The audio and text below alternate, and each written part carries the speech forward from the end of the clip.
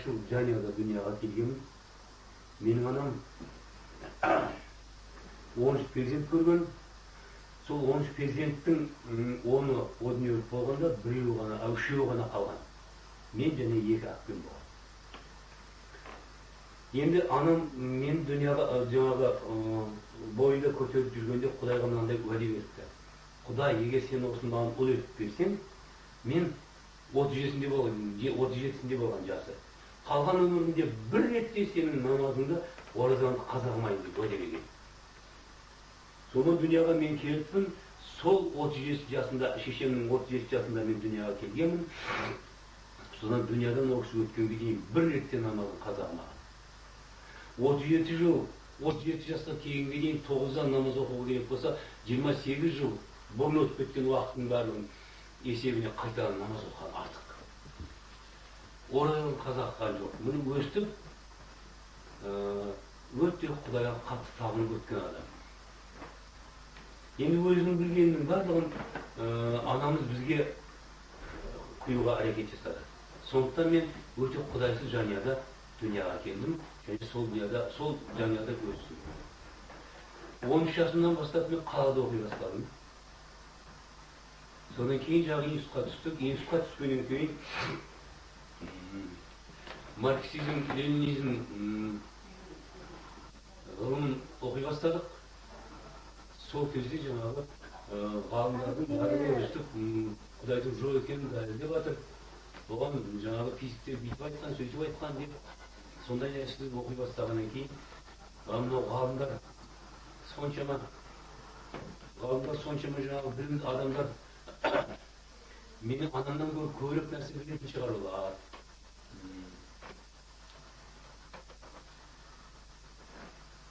Көбірек нәрсе білетін шығар олар деп мен анамның сөзіне күмәнмен қарай бастадым.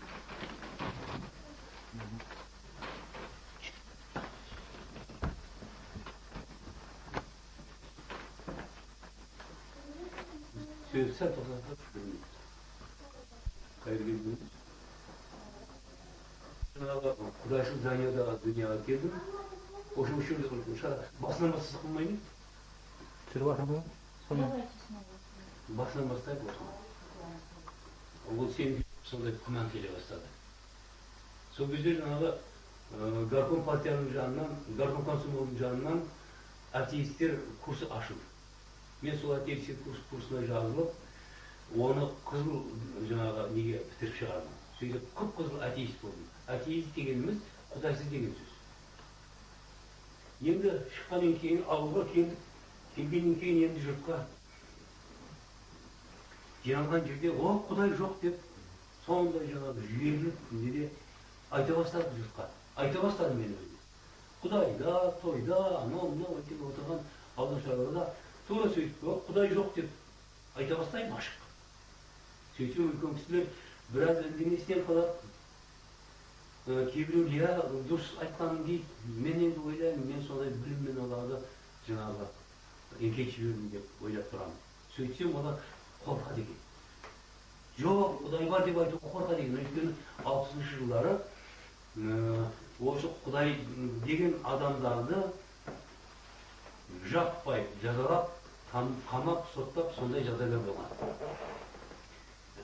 Сондай жаңағы атеистік бум болған. Енді институт бітіргеннен кейін мен енді пединститут бітірдім. Орыстың мақалы бар, генерал болуды армандамаған солдат жаман солдат дейтін. Мен де жаңағы генерал болып ойлай бастадым. Генерал болатын, мен жаңағы мектепте директор болсам деп ойлаймын.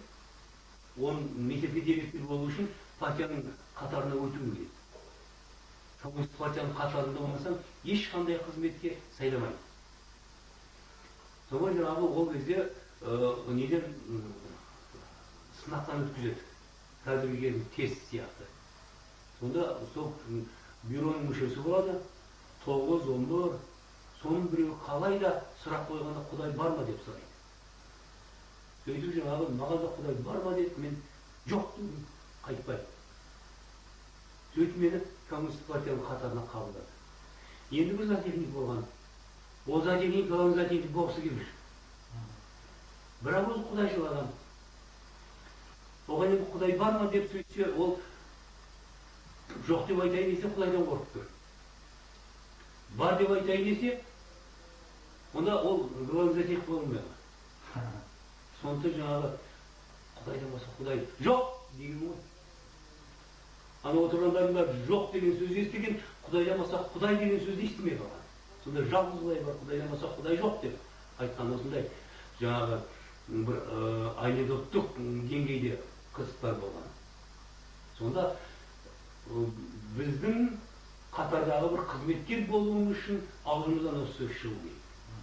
Міне коммунистік партияның талабы осындай болған. Соған жаңағы мектепке директор болдым, мектепке директор болып істеп жүрген кезде біздің ағайын үшеуміздің жанұямызда да бірден үлкен бір ауыр жағдайлар өте бастады. Үшеуміздің жанұямызда да өте бір үлкен қиыншылықтар туа бастады. Үлкен әпкемнің жаңағы ең кіші баласы жынды болып сөйлеп кетті. Сөйтіп ол қойып қыз сөйлеп кетті. Екінші әпкемнің 20 жасар, 19-20 жасар қызы биылдегі техникумды қызылға бітіріп қазылға түскен. Экзамен түскен қызыл дипломы, қазіргі жаңағы не сияқты, грант сияқты. Енді 3 айдан кейін қайтып кетті, мен оқымайын дейді. Не болды десек айтады. Жаңыз өзім қалсам бітті, қасыма бір ақсал дейлі ақ киімді кісі келіп тұра алды дейді. Оған дейді біреулен. Күндіз далаға шықса, сіңілісін бе әйтпесе жаңағы шешесін бе ертіп шығады, туалетке барып ортады. Сонда не дейді ол саған? Құран оқы деп айтады. Енді оқи берсе, сонда мен Құран оқысам, киноға бармайын ба, мен телевизор көрмейін ба, танцыға бармайын ба, ондай өмірдің маған керек не деп жаңағы қыз көнбейді. Сөйтіп 13 июль күні жаңағы қызға келіп, оқисың ба, Құранды оқымайсың ба деген, оқымайын деген, онда мынан іш деген. Сөйтсе онысы ұқсыз болған. Іші беріп айқайлап жіберген, баян ұқсыз ұшып көрді. 13 күннен кейін жаңағы қыз қайтыс болды. Одан біраз уақыт өткеннен кейін оның анасы асылып өліп қалды. Осындай проблема бастады. Менің үйімде мен жылағым келеді. Жылағым келіп тұр. Жылайын десем жылай алмаймын. Бір 100 грамм ішсем жылайын деп ойлаймын, 100 грамм ішсем тағы жылай алмай тұрмын. Темекі шегемін. Темекіні жылдан бірінен бірін сатып шеге берем, күніне 3 шегіп қоямын. Сөйтіп бір уақытта оқысып, құсам, ауызша жіберіп, қайта шеге берем темекіні. Сөйтіп тағырақ ішем, жылайын дейін, жылай алмаймын, сөйтіп бір жағын жүрдім. Жылай алмаймын. Енді мұнда медицинаның тарихында ауру жоқ, жылай алмайды деген ауру. Бірақ жылай алмайтын, жаным күйзеліп тұр. Соны бүгін әйеліміз, шешеміз, үшеуміз бір әулиеге барып сөйледі. Мен айқайлап жылағым келіп тұр сонда енді. Әулиеге барғанда жаңағы жерде «Ау!» деп қатты жылап жібердім. Сөйтіп 3,5 сағат топыраққа аунап жатып, жыладым. Әп-ақ көйлек, шалбар, директордың киімі, шаңда аунап жатырмын. Сөйтіп 3,5 сағаттан кейін тұрдым. Бір жүрегім жеңілдеп, бір жаным енді рахаттанды дейсіз де енді керемет болды. Сонда жаңағы мен енді арақ ішіп қаңғып жүрмін, жылай алмастан жаңағы арақты іше беремін. Кешке үйге келіп қай уақытта жатқанымды білмеймін, азанда қарасам төсекте жатырмын. Қалай келдім, машинаны қалай соғып аударып алмаған, авария жасамаған, мен оны білмеймін. Бірақ үйге келіп қаламын. Азанда қарасам үйде жатырмын, кешке қарасам тағы сол арақ ішіп жүрмін. Осындай бір жарым жыл жүрдім. Сөйтіп бір күні декабрьдің ішінде 9 декабрь күні есімді білместей болып арақ шықтым. 10 декабрь күні анама айттым, мен арақты қоямын апа дедім. Сөйтіп қойсам қой балам деді. Бірақ ішінен қатты қуанып кетті, беті жадырап, жүрегінен қуанып кетті. Содан кейін мен бірақ Құдайға уәде қылдым. О Құдай, мен мынау арақты қоямын, және қайтып өмірімде ішінде арақ өрге төкен ұстамаймын. Деп уәде қылдым. 5 күннен кейін темекіні шеккенді қояйын ба апа деп сөйтіп қойсам қой балам деді. Мынада бір кішкентай тұмышқым бар, 100 пашадан кем болса оның іші болмайды. Бір жерде бұзылып қалса дереу барып магазин алып отырып қоямын жаңағы темекіні. Соншама жаңағы соған не пайда болған? Жаңағы не темекке деген құштарлық пайда болған, мен анау толықтыру керек. Сонда ғана көңілім рахат болып сезінеді.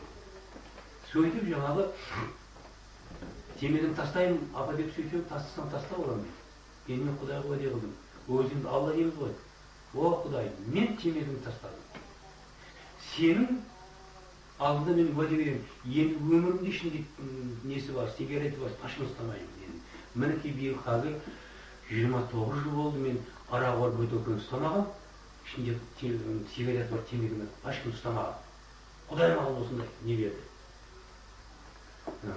Жаңағы ерік жігер берді, соны тастап кеттім. Сөйтіп мен жаңағы жылай алмай жүргенде әйелім мен шешем әртүрлі талапкерге барған. Сөйтіп олардың барлығы айтқан. Неге екенін қайдам әйтеуір барлығы бір ауызды болып шыққан. Сіздің балаңыз әке сенің күйеуің молда болу дейді. Керекті айтады, сен молда болуың керек екен. Менің енді әкемнің нағашысы ғұлама молда болған. Шешемнің нағашысы ғұлама тауып болған. Осындай әсерлер. Сонымен енді мен жаңағы сіздердің айтқанын қабылдап, енді молда болуға әрекет ете бастадым. Сөйтіп, арақты темекіні қойғаннан кейін, 13 күннен кейін, 23 декабрь күні апа дедім, мен ораза тұтам дедім. Сөйтіп, тұтсам тұтып қарағым дедім. Бірақ ораза ол кезде жазы күні июльдарда болып жүрген. Мен декабрьдің ішінде ораза тұтып атырмын. Сөйтіп 13-ші күні оразаны ашқан кезде түнде ұйықтадым, 13 күні тұттым, 13-ші күні кешке ашқаннан кейін түнде ұйықтадым, сөйтсем мынандай кітап әкеп беріпті, кітаптың үлкендігі 1 метр дейін ма, сондай үлкен кітап. Мынау диагоналны бүйтіп сызықты төмен жағы ақтан жоғары жағына арабша жазылып қойған. Құран. Таза жағында бір көкшелікке мінген ақ киім ақ тіллелі кісі ешекпен шауып қояды, ешек аяғын бүйтіп шауып қояды. Содан кейін маған ұстатты. 3 күннен кейін Құранды ешқандай мұғалімсіз басқасыз оқып кеттім. Оқып кеттім болды. Бірақ әркім танимын, жаңағы оқып тұрмын, несін білмеймін. Мағынасын білмеймін. Сөздің переводын білмеймін, оны жаңағы арабша оқып жатырмын. Енді арабша әртіптанып оқи бастағаннан кейін кітаптардың шариғаттық, исламның заңдарының барлығы шариғаттық кітаптар арабша жазылған.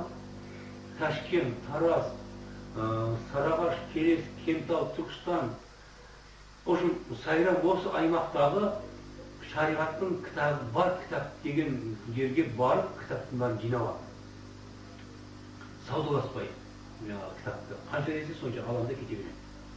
Сөйтіп бір 8 айдың ішінде өте қыруар көп жұмыс тастадым. Содан кейін жаңағы ауылға ауылдың қариялары жинап келіп, сен имам бол дейді. Енді директор болғанда имам болып қалай боласың? Стәлде орап. Жоқ деймін. Соған жаңағы неге 2 жыл мені қайта бол деп қыштап, кейіннен бір күні шалдар жиналып шақырып жатыр деп бардым. Не, сен имам бол деді, әйтпесе көшіп кет деді. Жерде ультиматум қойды.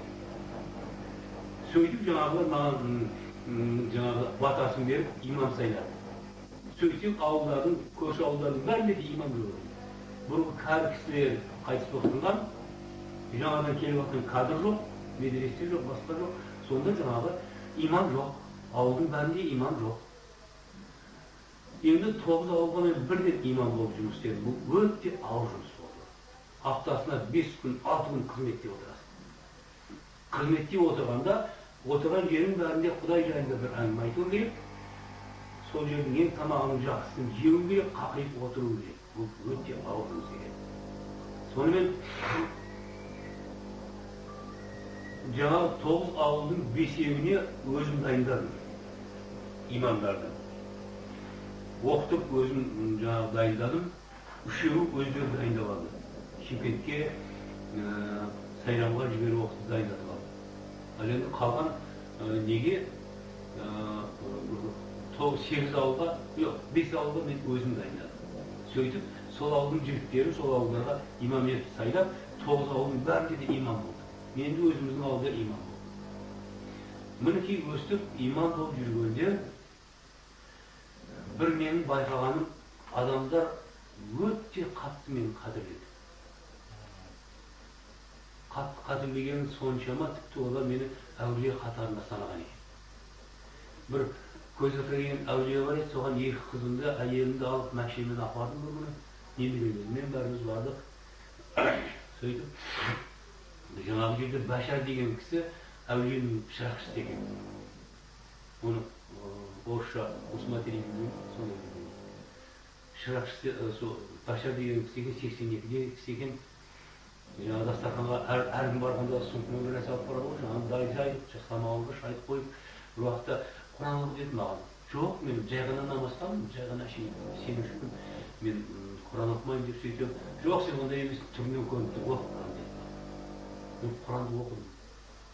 Сөйтем, жаңағы кісі, сен кімсің деді. Мен Сарыбайдым дедім. Сөйтем, о Құдай, маған түрімде көрсетті ғой сен, деп еңбектеп тұра жүрді маған қарай. Еңбектейтін бала бар ма? Сөйтіп тұра жүрді. Мен сені түрімде көрдім ғой. Мен сені не демесе ояққа барады көрем деп жүрем. Деп бір қолынан ұстап алып деп бүйтіп бір қатты қуанды жаңағы кісі. Мен сонда олардың мені әулие қатарында қабылдап жүрген екенін білдім. Бірақ мен өзімше кешегі арақ ішіп жүрген Сарыбайда деп жүрмін. Олар әулие деп жүрген екен. Енді жаңағы үш күннің өзін арақ шоқып кеткенде бар. Бұл да бір Құдайдың көрінісі ғой енді. Құдайдың кереметінің көрінісі. Сол кейін жаңағы кітапты оқығанда елшілер бірден әртүрлі сөйлеп кетті ғой. Келіп келіп қонғанда. Мен соған күмәнданбадым. Өйткені өзіме бірден оқып жіберді ғой. Сондықтан мен күмәнданбадым оған. Шынымен сендім. Рас ол деп сеніп тұра бердім. Сонымен иман болып жүрдік. Қай жерге барсам, бір сөмке кітапты алып барам, шатақ шығады. Менің айтқаныма көнбейді. Мына кітапта бүйтіп жазылған деп, жаңа кітапты көрсетем, мақұл деп көніп сөйтіп, жұрт бір 3 ай дегенде мойындады. Әйтпесе кеше ғана жүрген, арақ жүрген мол, жаңа директор енді сөйте қалыпты деп айтады ғой. Бәрі сондай пиғылда болды. 3 айдан кейін шынымен мойындады. Мен айттым, значит, ол заң, әйтпесе ол сұрақ кітаптан көрсетеді. Сонымен мен отырған жерде бірде-бір молда сөйлемейтін болды. Мен сөйлеймін, молда сөйлемейді. Сөйлесе қорқады. Мына жерін айтып, қатеміз шығарады деп қорқады. Олар естігенін айтады. Мен тура ашамда кітапты оқып беремін. Мінекей осындай молда болдым. Мақтаулы молда болдым. Енді нағыз мақтанып отыр десеңші. Мақтанып отырғандағы себебім, сондай мақтаулы молданың баласы бір күні келіп, мен қауға барып жүрмін дейді. Бұл шайдай ашық аспанда көргенмен тең болды. Маған әсері сондай болды. Оны орыстар гром среди ясного неба дейді. Сондай әсер болды маған. Бірақ мен балама ашуланып, ана-мына қатты сөз айтпадым. Ай балам, сен бекер етіпсің ала, бекер етіпсің деп сөйледім. Енді сен не бар үстінде деп сөйтіп, мен тірі Құдай таптым сөйледім. Ай, мен 18 жыл болды ғой деп жүрген, мен Құдай таппай жүрмесе қайсыдан таптым десем, қауымда Құдай бар, тірі Құдай мен сен таптым. Сөйтіп мен оған айттым. Балам, сен күндердің күнде жауап бересің бір жерде. Ол кезде мен өзімше, сен өзімше жауап бересің. Сонда сіз нағым мені қайтармадыңыз әке деп өкпелеме маған дейді. Сөйтем, жоқ өкпелемейін әке дейді. Сонан кетті. Ол біраз уақыттан кейін келіп, бір 4 айдан кейін бір келіп, әке дейді, мен судан өтуім керек екен дейді. Водный крещение. Қарасам, уақыттың өткен сайын ол мен алыстап барасың исламнан. Бірақ мен оған айттым. Енді кеменің құйрығын ұстаған суға кетеді. Ақыр сояққа көштің ба? Көштім. Дейді, көшсең онда бірақ толығынан бар ояққа. Мынау жақтың ислам, жақтың христиан болу керек. Сонан кетті ол. Өстіп 2 рет айтқан кезінде беті сондай бір әлем тақырып болып, жаңағы толқып тұр. Осама дейм балам. Енді 3-ші рет келгенде жадырап қуанып тұрсыз өттім әке. Сізді қабылдасаңыз болады дейді. Әйел оқтап тұрсың сен. Исаға кеткенде барма деп айттың ба? Айтқан жоқсыз дейді. Онысы Иса болса еді. Мен өзім Мұхаммедпен боламын. Бірақ арамыздағы қарым қатынаста ешқандай не болған жоқ. Қарама қайшылық болмады. Сондай бұрынғы қалпында болып тұра берді. Сонымен бір күні бір жылдан кейін, осыдан бір жылдан кейін бір күні қарасам, балдарыма келді, келін, бала шағасынан бәрі келді. Сөйтіп келгеннен кейін шайпай ішіп мен аулада жүргенім, бір уақытта біреу қатты айқайлап жылайды үйде. Бір нәрсе болып қалды ма деп жүгіріп келдім. Сөйтсем кемпірім арқасын бүйтіп алып, тіреп алып, айқайлап жылап отыр. Балам, келінім, барлық айнала тұр дейді. Кемпір жылап отыр. Неге жылап отырсың? Одан бетер қатты жылап, айқайлап жылап отыр. Не болды? Мен жоқтап отырсың ба, жоқтауға репетиция жасап дайындалып отырсың ба?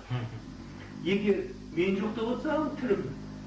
Ал енді репетиция жасап отырсам, мен өлетін жағдайым жоқ, мен өлмеймін айтып. Деп сөйтсем, Ғалымжан айтты ғой, Иса келіп есігіңді қағып тұр екен, мен Исаны қабылдаймын. Мен қабылдасам қабылдайын, неге жылайсың? Сонан ол да қабылдапты. Сөйтіп кейіннен білсем, жанұямызда менен басқасын бәрі қабылдапты. Балдарымда, қыздарымда бәрі қабылдапты. Немерелерім бәрі қауымды шауып ойнады. Содан кейін енді маған енді не туа бастады. Толғансыз. Қалай қайтарамын мен болады енді. Енді оны қайтару үшін мен Құранды оқып зерттей бастадым. Қатты оқып зерттей бастадым. Оқытты оқып. Сондағы менің ойым осы Құран арқылы Құдайды табу емес, Құран арқылы Исаны жамандайтын аятты тауып, аналарды сүйреп келу. Исаға компромат ете бастадым. Сөйтіп енді Құранды 5,5 жыл зерттегенмін мен. Мынау енді соңғы 2 жылында мен тек қана Исаға қарсы компромат едім. 2,5 жыл Исаға компромат едім. Қарсы сөз іздедім. Сөйтсем, мына Құранның ішінде 28 пайғамбардың аты аталады екен. 28 пайғамбардың ішінде біз Исаны да қосып тұрмыз. Сол 27-сінің барлық болмысында бір-біріне ұқсастық бар да, Иса ешқандай ұқсамайды екен. Мен бір жыл қыстай мына Құранды толығын қайтадан көшіріп шықтым. Мына Құранды оқып, түсіну өте ауырлау. Өйткені мына жерде Құдай деген сөзді айтса, 15-тен кейін тағы Құдай деген сөзді айтса, мынаған байланыс жоқ, есіне шығып барады. Ешқандай байланыс жоқ, есіне шығып қала береді. Сондықтан мынау кітап бойынша Құдай жайында не айтылған? Қай бетте тұр? Періште жайында не айтқан, шайтан жайында не айтқан, адам жайында не айтқан, күнә жайында не айтқан, сауап жайында не айтқан, соның бәрін бөліп жазып шығардым. Әр пайғамбарға жеке картотека жасадым. Сөйтіп мен пайғамбарлардың өмірін жеке салыстырып қарай бастадым. Сөйтсем 27-сінің барлығының әрбір іс-әрекет біріне ұқсас та, біреу ұқсамайды. 27-сінің әкесі бар, шешесі бар. Екі қаннан дүнияға келген. Барлығы да күнә жасаған. Барлығы да бала шағалы жанұялы болған. Барлығы да өлгеннен кейін молақ жерде қалған. Және осындай нелері бар. Ал енді 27 сондайдағыны Иса. Шешесі бар, әкесі жоқ. Аналарыма ұқсамайды. Екі қаннан келіп тұрған жоқ. Өзгеше. Аналар қандай да болмаса бір қиыншылық болса, керемет жасағанда, Құдай өлетін болдым, көмектес деп сұраса, Құдай көмектесіп отырған керемет көрсеткен. Ал енді мына жерде Иса бір қаннан ғана да келіп тұр, біреуі жоқ. Екіншісі, бұл үйленіп жанұялы болмаған. бала шағасы болмаған. Еш уақытта бір жаңа керемет жасаған кезде олар көмектес демеген. Жер тоқтай, жер тоқтайды. Жаңағы теңіз тыныштап тулап атқан. Елден шық десе, көзден өлген адам жүгіріп шығады. Сондай. Ешкімнен ештеңе сұрамаған бұл үнемі жаңағы бұйрық беріп отырған. Содан кейін ешкім күнә жасамаған. Содан кейін өлгеннен кейін көкке көтеріліп кеткен, жерде моласы жоқ. Алланың бәрінің жерде соны беріп жатқан моласы бар. Сонда оны аналар қатар қоюға болмайды екен. Енді осыны көргеннен кейін мына кітапты бір сөзге бола Құранды қайтадан оқып шыққан кездерім көбірек болды. Енді мен жеке Иса жайында оқи бастадым. Іздеп мына ішінде неге бұл ерекше соншама деп енді ізденіп оқи бастадым. Сөйтсем, Әнбия сүресінің 91 аятында былай депті. Сондай абырой қорғаған Мариямға ұрқымыздан өрлеу, сондай оның өзінде, оның да бүкіл жаһан халқына құдіретіміздің үлгісі еттік. Енді бұл перевод Рахбектің аудармасы бойынша. Сонда енді осы құдіретіміздің үлгісі еттік деген екі сөзге бола, мына Құранды қайта оқып шықтым. Бағанағы 27 пайғамбардың бірін Ибрахимді, Мұсаны, Дәуітті, Сүлейменді, Мұхаммедті, ешқайсысын құдіретінің үлгісі еттім демекті Құдай. Жалғыз Исаны. Бұны қалай түсінсек болады? Мәселен, өмірде сиырды көрмеген бір супер гарас қойып, адам болса, соған сиыр десем, көзі ештеңе естемейді. Енді үлкен қараға сиырдың суретін салып, мынау сиыр деген жануар, мына екі мүйізі бар, аузы бар, төрт аяғы бар, шөп жейді, саусаң сүт береді деп түсіндірсем, енді де сиыр десем, сразу көзіне сурет елестейді. Әйтпесе мұны біздің немізде, ғылымымызда көрнекті құрал деп атайды. Сонда сиыр арқылы біз, жоқ, сурет арқылы ананың санасына сиырдың не екенін түсіндірдік. Дәл сол сияқты Исасыз Құдайды кім екенін түсіндірмей алмаймыз. Өйткені оның ғибраты, үлгісі.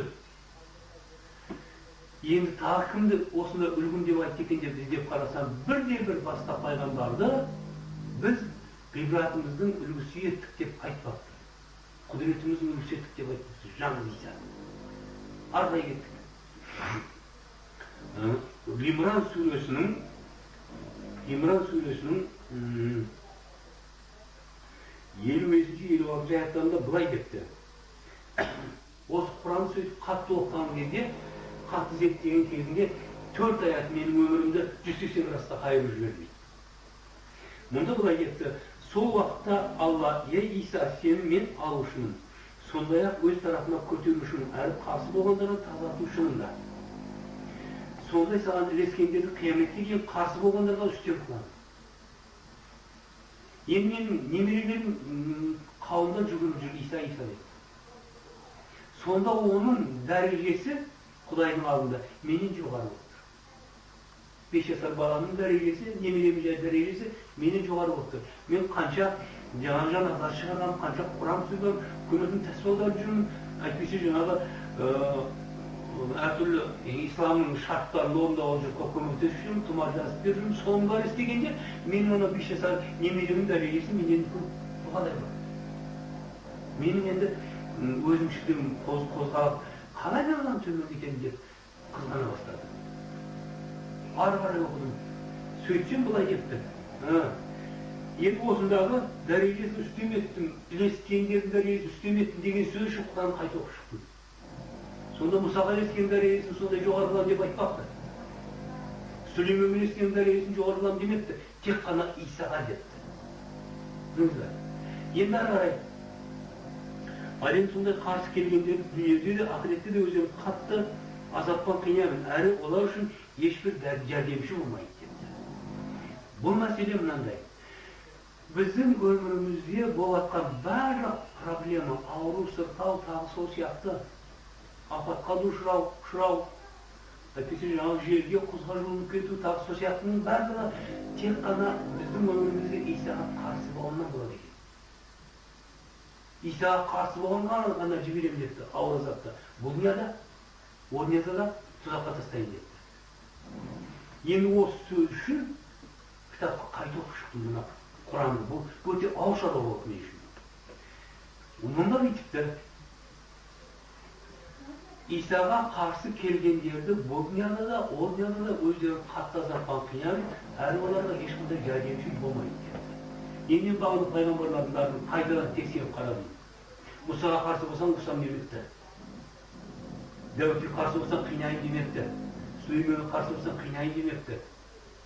Әйтпесе басқа біреуге қарсы болсаң, Мұхаммедке қарсы болсаң қинайын демепті. Исаға ғана қарсы болсаң қинайын депті. Сонда осыны мен біліп тұрып, мен неге өзім қастандық істеуім? Маған айтады, Исаға қарсы болсаң, ауырсақтан қинайын. Бұяқта да айтқанда. Онда мен не қарсы болуым керек? Оған дейін шынымен қарсы болған. Кері кітапты ұстаған адам, Библияны ұстаған адам тұзаққа төгіп қалады. Исаның атын атаған адам оған гарантия. Тұзақ деп айтып жүргенмін. Сөйтсем бұл жерде айтады. Бұл жерде айтады. Исаға қарсы болсаң бітті. Барлық азап басына түседі. Саналы адам онда өзін-өзі сондай жамандық қиюға қақшы. Енді Хадид сүресінің 27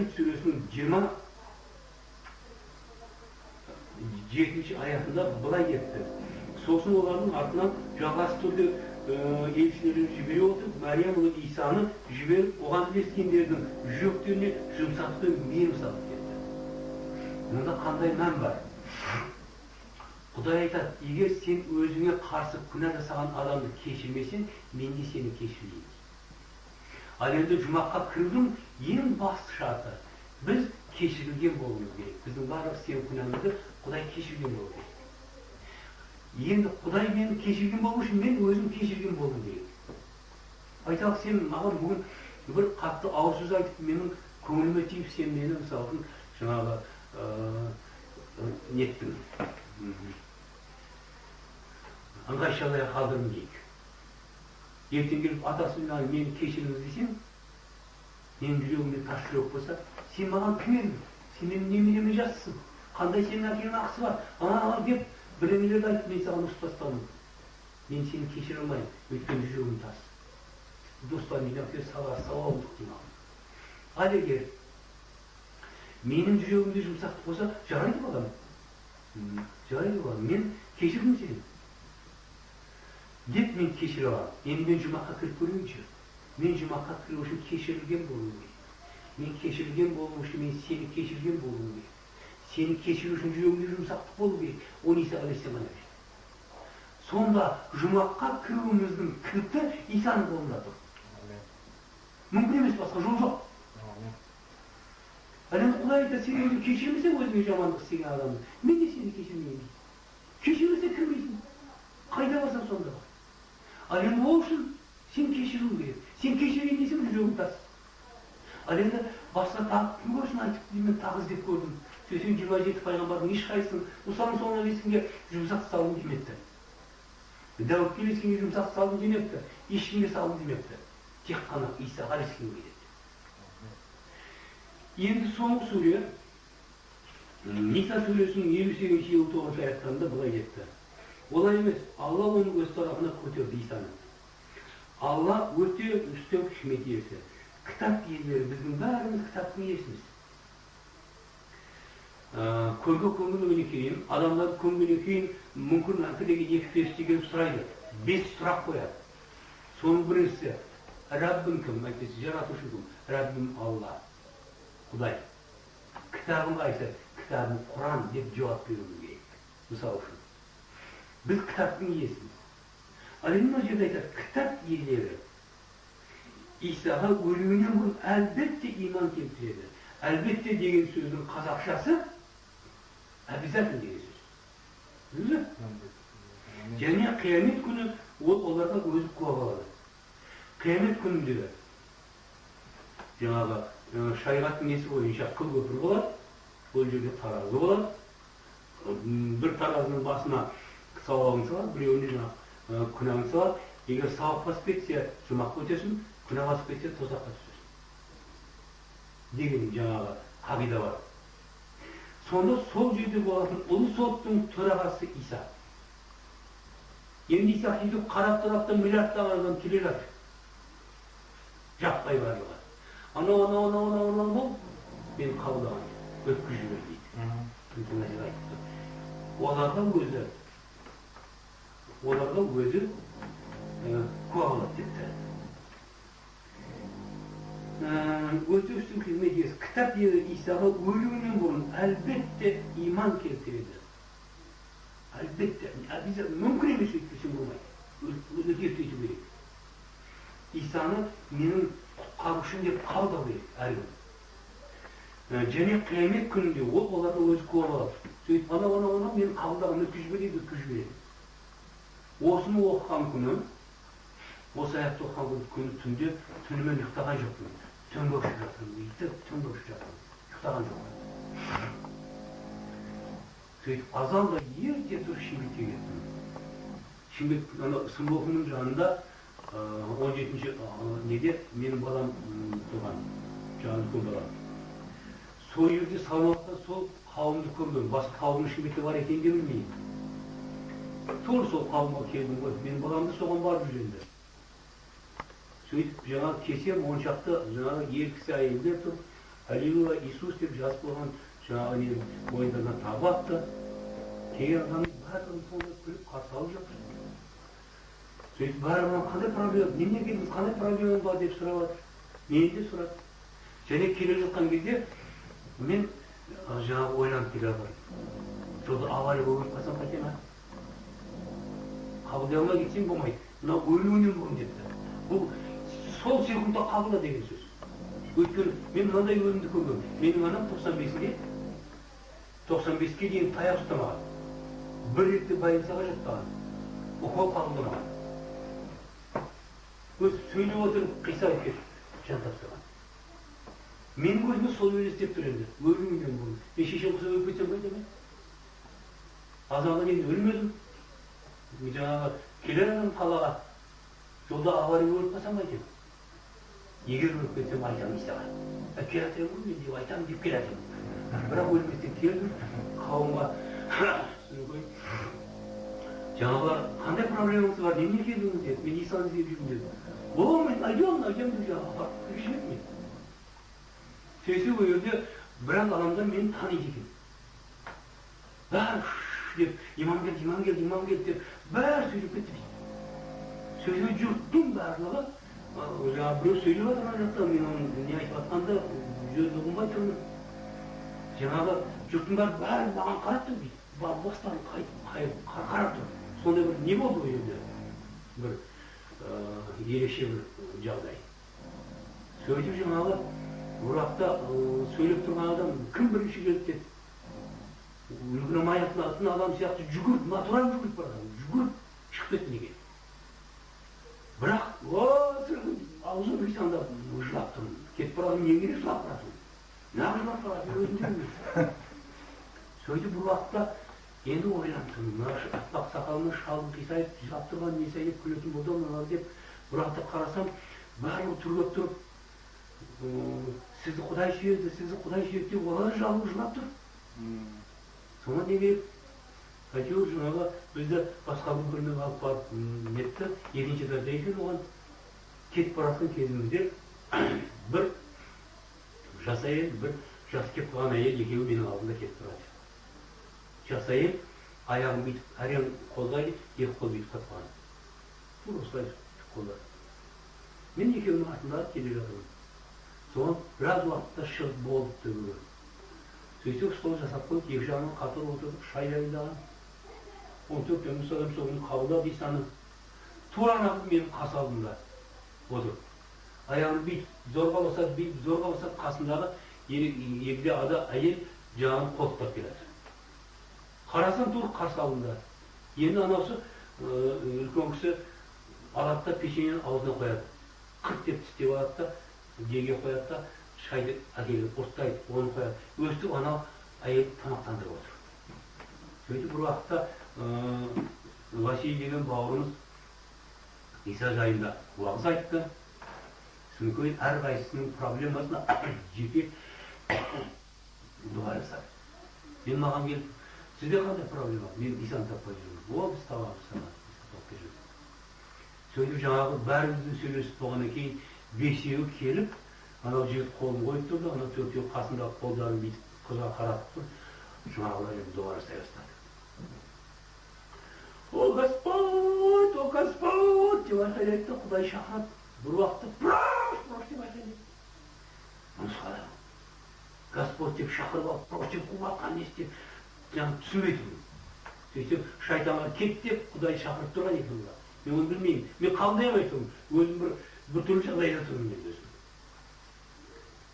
Соны бір уақытта жаңағы жас әйел мама, я могу рукой двигать деп оң қол қозғалып кетті жаңағы. Сөйтіп шешесі бүйтіп жүгіріп кетіп барады.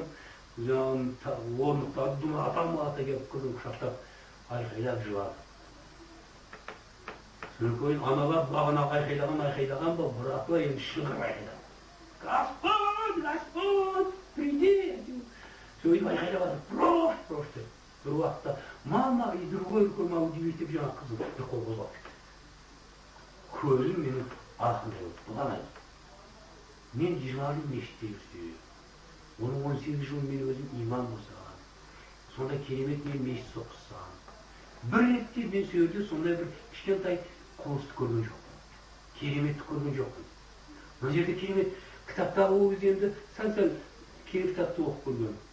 Иса жазылып кетіп жатқан. Сонда бұлардың ісі мен сөзінің арасында айырма жоқ екен ғой деп көңіліме сол ұялады. Амин. Көзіме бір дегеннен Құдай кереметін көрсетті. Амин. Содан кейін бір айдан кейін,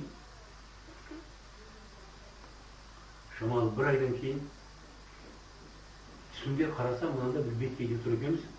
Төмен жағында 8 адам тұр, алтау алдында, екеуі артында. Бөлек. Үстінде жалғыз өзім тұрмын. Сөйтсем, бір дауысты естіп тұрмын.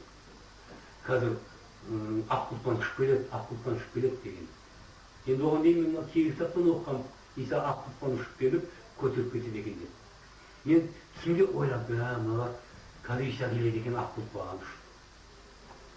Мыналар енді бұрыннан тәубе қылған, олардың стажы көп осыларды көтеріп кетеді қазір. Немесе қайтып көтеріп кетеді деген соны көріп тұрайын деп қарап тұрмын. Сол кезде осы жақтан бір кілемдей ақ бұлт көрінді, шамалы қалыңдығы 40 сантиметрдей, 50 сантиметрдей. Бұл жаңағы көрінді да бізге қарай жайлап қозғала бастады. Мен қарап тұрмын, қалай жүргенде. Бір уақытта анау 8-дің үстінен өтіп кетті да, мені өтіп кетті жаңағы. Қалай өтіп кеткен білемін, жаңағы бұлттың үстінде кетіп барады. Тіземнен шамалы бұлтқа кіріп кеткен, аяғымнан кіріп тұрмын бұлтқа. Бірақ бүйтіп қиғаш көтеріп кетіп барады. Енді ойланып тұрмын, ана қайтып қалды екен, қарап тұр ма жоқ па деп қайырайын десем, қайырып қарама дейді. Бұл қайырып қарама дейді. Сонда қайырып қарадым, бұлт ұшқанын тоқтатып қалды. Әрі өкініп, әрі қорқып кеттім. Өкініп тұрғанда ұшып бара жатырмын мен. Соны өкіне бастадым, қап тоқтатып қалды ау дедім. Сөйтіп қайтадан бүйтіп қараймын, қайтадан ұшып кете бастады. Сол кезде енді мен қайтадан бойыма деп қайтып тұр екен алар деп. Сөйтсем, қайырып қарама деп жекіріп айтты. Сам мен кетіп қарадым да бірден түсіндім. Маған енді кейін қайырып болмайды. Енді Құдай соны біліп тұр ғой енді. Ана имам болған, қанша жыл төрде отырған, қарасаң оң жағында 80-90-дағы, соң жағында 80-дегі шал отыр. Молды келеді, бетіне қарап отыр. Сол менің ең тамағым дәмді сенің алдында тұр. Алақанына сап тұр, бәрі бүйтіп сап тұр. Соны мен кетіп қалу мүмкін екен да. Сөйтіп әйтеуір бірақ қайырма деді. Бірінші. Екінші, 3 ай 6 күн денеге мынандай кереметі көрсетті Құдай. Оған дейін осы жерде бір неде жиналыста ата-бабалардың жақтан қарсы болады, сол адамға сондай қиыншылық түсіреді деген нәрселерді бір уақытшы оқыды. Содан мен 28 октябрь күні 3 ай 6 күн дегенде кешке қатты нөсер жаңбыр жауды. Біз жайлауда жатырмыз. Сөйтіп жаңағы жерде енді көзге түртсе көрінсіз. Жатып қалды сағат 8 жағында. Енді мен қатты дұға жасап жатырмын. О Тәңірім Иса, сен қарғысты алып тастай алады екенсің. Менің өмірімде қарғыстың бар екенін білемін. Менің әкелерім сөйтіп өлді буынның ауруынан. Әкем өкпенің ауруынан өлді. Менде қазір өкпенің ауруы да бар, буынның да ауруы бар. Сен мені алып тасташы деп сұрап жатырмын. Әкем менің 50-імде ауырған бронхиттан. Мен 50-імде ауыра бастадым. Осындай күнде құлай киіп отыратынмын. Қалтырап жаурайын да жүрмін. Қазір көйлектен отырмын ғой Құдайға. Сөйтіп жаңағы жатырмын. Бір уақытта қарасам, көзге түпсіз қараңғы бөлме жатырмыз. Бір қара күнге күйкілеп кеткен қол пайда болды неғылды. Көріп тұрмын жаңағы, сен көріп тұрмын. Ұйық жатырмын ғой, сағат 8 жақ. Жаңағы бітер, жүрегіме қарап қозғалып кетті да, жүрегімнің тұсынан бір тампон жағаға тығып қояды ғой. Сондай алып шығып тартып әкетіп барады. Тампонның жұмында үш қолдай келеді. Тола қандырын. Бірінде сапсар болып кеткен қаны қызғылт сондай ірің. Соны тек тартып алып кетіп барады. Иісін сезбеймін. Шамалы 40 сантиметр шыққаннан кейін қолда мына тампонда жоқ болып кетті. Менен қарғысты алып тастаған оны. О Тәңірім Иса алып тастаған. Светте жоқ ештеңе жоқ қой. Айдала ғой таудың басында. Жайлауда жатырмыз да. Сен менен қарғысты өсіп алып тастаған саған алыс. Көрсетіп алып тастаған алыс деп жатырмын. Сөйтіп бір уақытта кішкентай моншаға арналған бөлме еді. Монша еді өзі жатқан жері. Кішкентай ғой. Сөйтсем бір 3 метрдей әппақ киім киген Иса кіріп кетті. Ондай ақ светті мен көрмедім. Нұр шашып тұр. Әппақ бір түрлі ондай дүниеде жоқ. Бір түрлі әппақ нәрсе. Соны киіп кеп тұр, әппақ. Хитон. Гректердің киетін бар ғой, хитон, ұзын, тігісі жоқ. Бірақ бетін көрмейді. Сөйтіп 10 секундтай ма тұрып та жоқ кетті. Содан ұйықтаппын, азанда бір абияның сеспей қатқаппын ұйықтағанда, сол жатқан мойнынан тұрған нәрсті. Тап қатты бір жағын. Сөйтіп тоңғиып жүрген, күн салқын, 3 күннен кейін қарасам, бір көршіміз бар еді, сол атпан келіп тұр. Көп сөзінде адам еді. Сөйлеп тұр. Мен осы тоңғиып жүрген керек. Бір уақыт сөйтіп қарасам, жемірмен тұр. Қалай жемірмен тұр? Бұл мүмкін емес нәрсе. Мен аяғым шеше бастадым. Ұйықтап отырмын ба, мүмкін деп шымшып тұрып, сөйтсем тірім. Ұйықтамай тұрмын. Шымшыдым, бер шымшыдым. Сөйтіп бір аты ерінім тістей бастадым. Әлде ұйықтап тұрған екен, түсімді көріп жатыр екен, мен кеп тұрмын. Сөйтіп аузымда қанның дәмі пайда болды. Сол кезде менің ұйықтамай тұрғанымды сезіндім. Енді хирургқа дұға жасап тастадым, хирург алып кетші мына, ертерек алып кетші деп. Бір уақытта жаңағы жақсы деп кетті. Жүгіріп үйге сөйтсем, мына арада тоңып жатыр екен. Осындай кереметті көрсетті. Осындай кереметті көрсеткеннен мүмкін мен кейін кетіп қалар ма едім. Мынаны көргеннен кейін, анау қисық қолым жүндеп кеткенін көргеннен кейін, менен мынаны алып тастағанын көргеннен кейін, мен сеспей қатып тұтандым ағам Исаға. Сөйтіп, осы күнге дейін Исаның үйінде жүрмін. Енді осы күнде көп жаңағы өзінің құпияларын аштық Иса. Тіпті мінезімізді кереметтей өзгертті. Өйткені бұрын өзімшілдеу, тәкаппарлау, айтқанның қайтпайтын, айтқанын орындатып жіберетін, қазақшылап айтқан деспотичный директор болған. Біреуге орындатып жіберуге ыңғайланып сондай тұратын. Қазір оның орнына өзім біреудің айтқан жүгіріп орындауға қыластанып тұратын болдым. Мен кезгеніңіздің аяғыңызды қазір намыстанбай, қапаланбай, қуаныштан жуарамын. Ал енді ол кезде маған аяғым жүдеші, мен тұрсыңа бұрарамын да. Мен саған неме, кім едім мен, пәлен тастауын деп. Сонда көкіректің бәрін алып тастады. Ашулану деген жойылды. жанұямызда Құдайға шүкір, қазақта мақал бар. Табаяқ сылдырмайтын үй болмайды деген. Осы күнде мен айтамын, онда үй бар. Қаяқта бар? Біздің үйде бар. Өйткені Иса оны алып тастады. Amin. Адамның жаңағы өзімшілдігі, адамның тәкаппарлығы, адамның жаңағы менмендігі, дүнияға құштарлығы алып келіп жанұяда шарақ шығарады. Қызғаншақтық мысалы үшін. Сондай көремаушылық, тағы сондай жаман қасиеттің барлығы адамның жаңағы жанұясында берекені алады. Міне осының барлығы біздің әрқайсымыз немізде жойып кете бастады, жойып кетті. Жай ғана әшейін қуаныштан күліп тұрып әңгімені жаңағы шешеміз. Сөйтіп біздің жанұямызда қазір табаяқ сылдырмайтын болды. Біздің әрқайсымыз осы бір-бірімізді жақсы көріп, иіліп, жаңағы сүйіспеншілікпен қызмет істеп тұрмыз бір-бірімізге. Перзенттерімізге, немерелерімізге, өзімізге, кемпіріміз, бәріміз, бала-шағамыз осындай Құдайдың арқасында керемет өзгеріс болды. Бір сөзбен айтқанда, жанұямызды сүйіспеншілікке, қуанышқа, тыныштыққа толтырып Құдай. Бұл тек қана Исаның ғана қолынан, келіп ғана қолынан келетін нәрсе екеніне күмән істегенемін. Amin. Мінекей осындай кереметін көрдік біз. Ал енді одан кейін қазірге дейін енді кереметтерін айта берсеңіздер бір ай керек. Оның бәрін мен айту үшін бір ай керек. Мен мынау алғашқы кездерін айтып жатырмын сіздерге. Ал енді қазір әр күнім менің кереметке тола. Бір күнде бір керемет қалайда мен көріп отырамын. Кітап оқып отырсын, бір аятты ашты. Бұл керемет сол арқылы өмірі өзгеріп жатыр. Барлық проблемадан қалай құтылу керек екенін ашты. Барлық аурудан қалай құтылу керек екенін ашты. Құдай. Және біз ешқандай еш нәрседен мұқтаждық көрместен өмір сүруіміз керек екен. Байлықта, молшылықта. Соны ашты. Енді осылардың бәрін адамдарға жеткізудің жолын ашты. Сол арқылы мен қазір 4 кітап жазып қойдым. Және осыны біз жұртқа қалай жеткізуіміз керек. Соны ашты. Алты түрі әдіспен осындай Исаның кереметтерін жұртқа айтып жүрміз қазір. Осындай кереметтерін көрдік. Ал енді күнде көрген кереметті мысалы үшін айта беретін болсақ, ол сөз таусылмайды.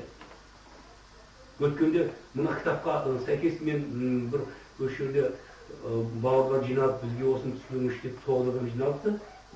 Соны мені шақырды. Мен жаңағыларға үйреттім. Атбасарда 100 адамға шамалы адам жиналғанда мен айтқанда ертеңіне 15 адам келіп жаңағы куәлік айтқан. Осындай аулар жаздым, мынандай жаздым деп әрқайсысы айтқан. Енді бір жерде 13 адам айтты, Шардарада мысалы 13 адам айтты, Байқоңырда 14 адам айтты, тағы бір жерде 6 адам айтты, осындай айтып жатыр, әркім семинардан кейін айтады. Енді мына жерде 9 адам жиналған жерге мен барып сабақ өттім, ертеңіне келіп 8 куәлік айтты. Amin. Bir жігіттің 2 үйренде ауру екен. Ертеңін азанда қарсы аурудың белгі жоқ. Amin. Енді бір әйел аяғы ауырып жүреді екен, сәуле деген. Ертеңін қарсы ауру жоқ аяғында. Енді бір жігіт 15-20 жыл болған үнемі аллергия болып, күні түні грипп болып жүр. Грипп сияқты болып жүр. Мәшинесіне мынандай жаңа салфетка тұрады, сарт түзіп алып, мұны шөптіп жинап қоя береді да, бір жерге орныға тастап жүреді жаңағы жігіт. Ертеңіне келсе, көзінің айналасы күтілден істеп, мұның айналасы көкінбек болып жүреді.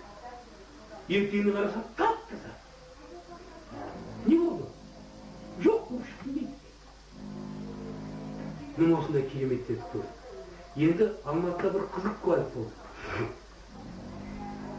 Жаңағы әйел 20 жыл болыпты. Топырақ жейді екен. Базарда топырақ сатылады деген сонда солай естіптім мен. 69-ға дейін келіп мен топырақ сатылады деген естімеген. Енді стройка ғой енді. Құрылыс. Бұл айтады, мен аптасына 6 килограмм топырақ сатылып келіп жейін дейді. 6 килограмм.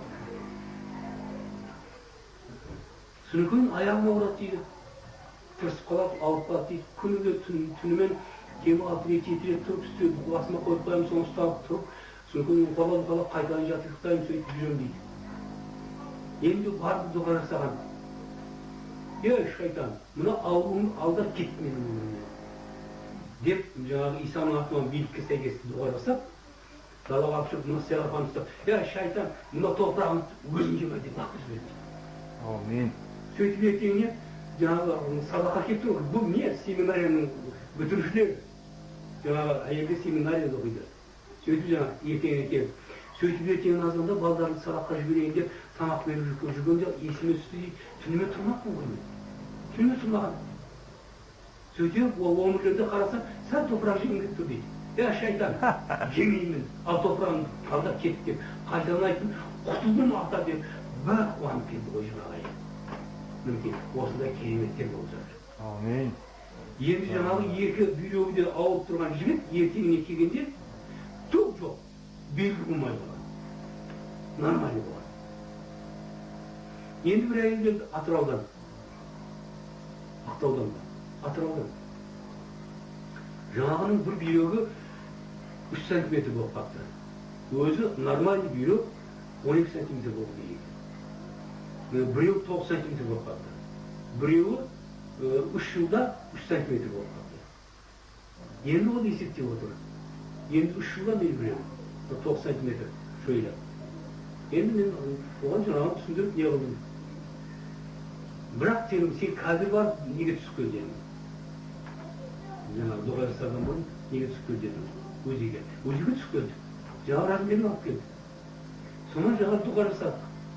Сөйтіп енді ол Алматыға кетті бір туысқандарын, әкесінің шешесін көріп қайтам деді. Сөйтіп ояққа барғанда қауымға барып жүрген. Содан келді. Біз как раз біздің жаңағы үйімізде құрылыс жүріп жатқан еді. Өңкей ауылдың жаңағы жігіттері есіктен сап, неден кіре салып, калитадан кіре салып, ата шүйінші, не болды? Исамен жазып ет дейді. Кайт жазды. Amin. Жаңағы ұшақтардан кейін ба неден өткен ғой өзінен. Сөйтсе 3 сантиметрлік 9 сантиметр болып, анасы 12 сантиметр болып қалды. Мен осындай кереметтер көп. Күніге кереметтер өтіп жатқан.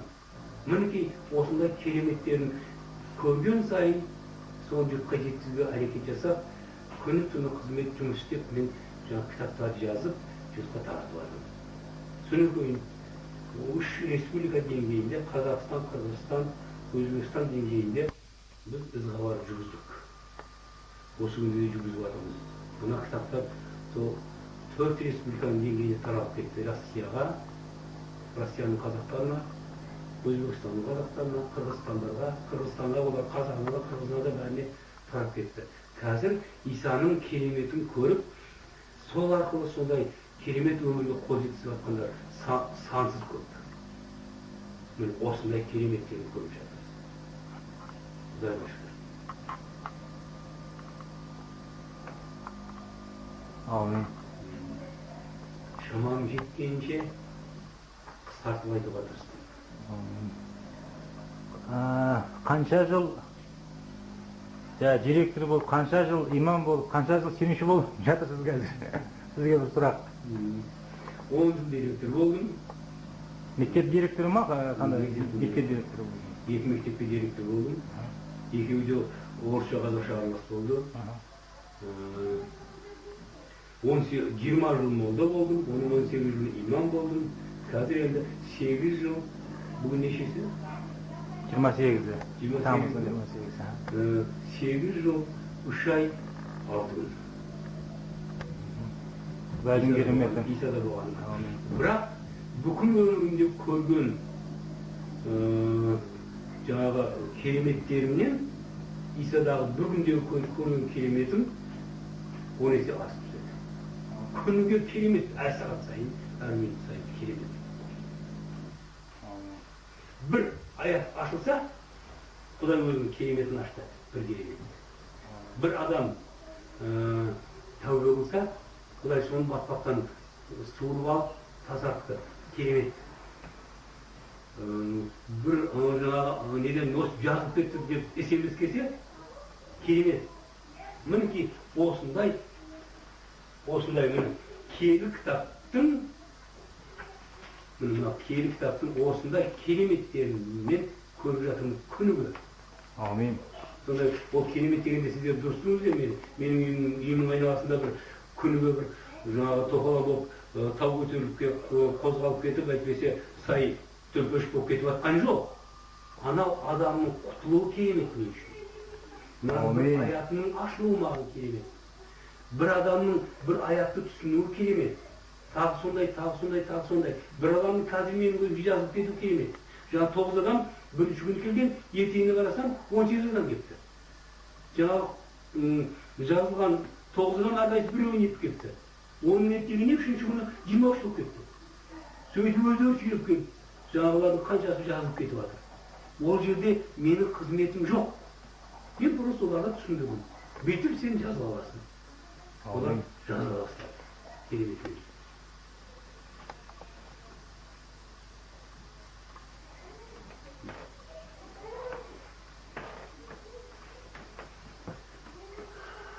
Қандай да бір сұрақтар болса қоя беріңіздер. Қойыңыздар, пожалуйста. Енді мен сіздерге айтатыным, мына менің айтып жатқан әңгіменің ішінде ешқандай бір оны жаңағы көпсіздік әйтпесе бір сондай айтып жатқан әңгіме жоқ. Болған нәрсені тілім жеткенше нақты айттым сіздерге. Амен. Ал енді бұл тек қана маған беріліп тұрған, әйтпесе жаңағы серікке беріліп тұрған, әйтпесе тағы біреулерге беріліп тұрған ғана Құдайдың керемет емес. Бұл әрқайсыңызға тиісті керемет. Бірақ ол керемет қолыңызға келіп түсу үшін сіз Исаның жүрегіне менің құтқарушым Құдайым, ол өліп тірілді. 3 күннен кейін көкке көтеріліп кетті. Өлгендерден бірінші тірілген осы Иса. Ол ертең қайтадан келеді деп сіз менің Құдайым құтқарушы деп қабылдасаңыз бітті, сіз де көре бересіз осы кереметтің барлығын. Ол тек қана маған әйтпесе серікке ғана көрініп тұрған нәрселер емес. Бұл бәрімізге тиесілі нәрсе. Амен. Және Иса айтады, кім менің соңыма ілессе, ол мәңгілік өмірге ие болады дейді. Амен.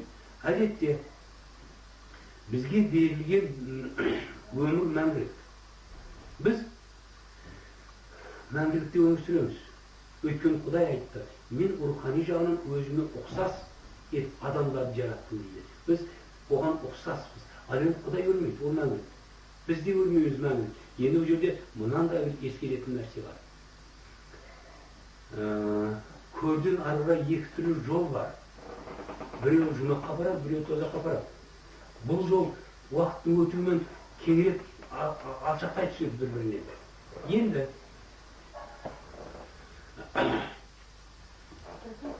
жұмақта да біз мәңгі өмір сүреміз. Амен. Бірақ шаттанып, рахаттанып, көңілді өмір сүреміз. Амен. Бұны орыстарда состояние эйфории деп атайды.